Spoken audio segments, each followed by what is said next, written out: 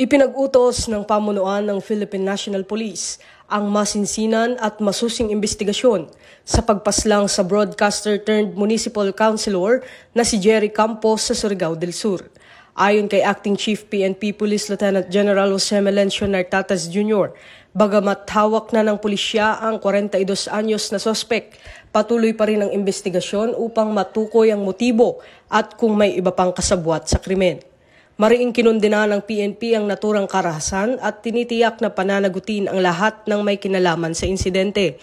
Naganap ang pananaksak kay Campos noong Sabado, Disyembre 6, sa Barangay Santa Cruz sa bayan ng Marihatag. Agad namang nagsagawa ng hot pursuit operation ng mga pulis na nagbunga sa pagkakaaresto ng sospek sa loob lamang ng parehong araw. Samantala muling iginiit ng hepe ng PNP ang matibay na paninindigan ng organisasyon laban sa karahasan, lalo na sa mga kasapi ng media at mga opisyal na pamahalaan.